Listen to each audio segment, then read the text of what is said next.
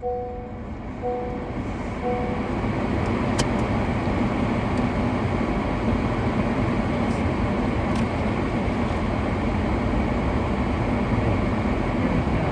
human time, and then there's the heaven time.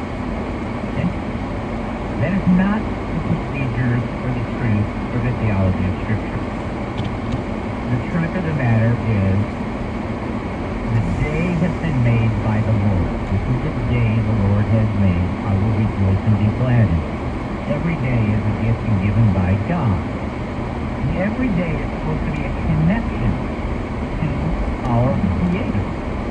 So the creation, if it gets so busy it ignores the Creator, loses purpose and fulfillment.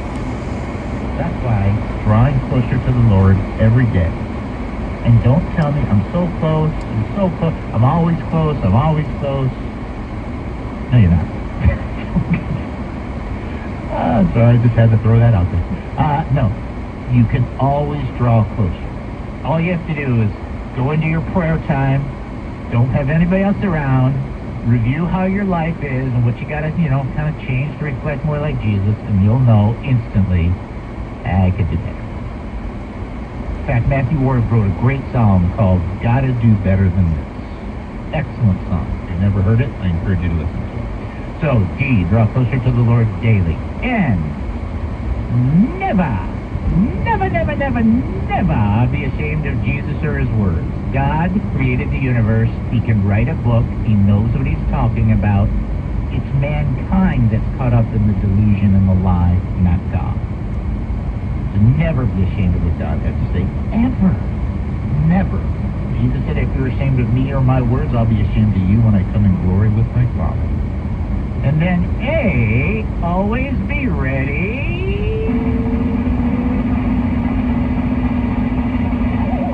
to serve. So we asked this question last week, and a lot of people didn't like it.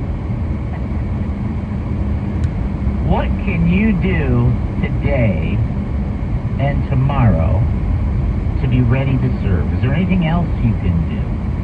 Could you just be a little more attentive to the Lord? Could you just be a little more in tune? Could you just be a little less looking at your life and looking at other people's lives and be willing to be the vessel of God's grace and God's mercy and God's love? You can. And we should be saying, here am I, send me. Right? That's what it is to always be ready to serve. D, draw closer to the Lord daily and never be ashamed of Jesus or his words. A, always be ready to serve. We have somebody on the line ready to answer a trivia question. Let's send them on through. Knock, knock. This is David. Who am I talking to? This is Panther. I'm sorry. This is who? This is the Panther Stanley Cup winner. Hello, Panther, the Stanley Cup winner. How are you? I'm doing good. It is the actual Panther who won the Stanley Cup last night. Very nice work, by the way. Well, it's very nice of you to call in, Mr. Panther, and I'm glad you're going to answer the trivia question. Yeah, because I got the joy down in my heart. You got something going on in your heart, that's for sure. All right, let's get to it. Let's get to it, my brother. Here we go. Israel wandered in the wilderness, and as they wandered in the wilderness, God gave them a sign while they were traveling at the nighttime. What was the sign that he gave them while they were traveling at night? What was that? Exodus 13:21. What did he do? Moon. What was the sign? Yeah, it was he gave them something. He was indicating that he was with them at night, so they could With clouds. see. Okay, no, so at night. At night. Night was the moon light. Okay, you're on the right track there. So let's move it from. Okay, if it's not a cloud, but they need to be able to see at night. What do you? Star. What? That was it. What? Star.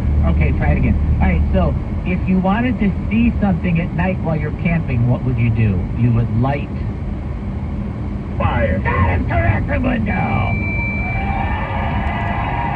The fire went over them at night so they could see. You had the pillar of fire at night and had the cloud during the day. That's how the Lord led and directed them. I think that's why probably Johnny Cash put that song. The Ring of Fire. The Ring of Fire. That's it right there. The Ring of Fire. There you go. All right, brother. How are you doing? I'm doing good. Well, you're laughing. That's a great thing, right? I mean, the joy of the Lord, right? And a cheerful heart does make like medicine. That's a good thing. Yeah. Anything else in particular? Or anything you need prayer for? Or just want Yeah. Fire away. What would you call an angry carrot? What would I call an angry carrot? I don't know. A steamed veggie. Oh, man. I don't know. That's what they're... All right. He gave it to you. Jacob gave it to you. I'm going to go on that one. All right, brother. I have a question. Okay. I know you're a doctor and you're better than Dr. Phil in that area. Not really, but okay, go ahead. I know there's a lot of things that are happening in the church and the pastor being involved. So there are so many twisting of the scriptures in the defense and the offense are there. It's very kind of disturbing to me. What would be your biblical answer? Well, first of all, I agree with you. It's disturbing. I mean, that would actually be, I think, a great assessment as to the things that are going on with sometimes with the church. But there's a couple things always to remember and then to work towards. And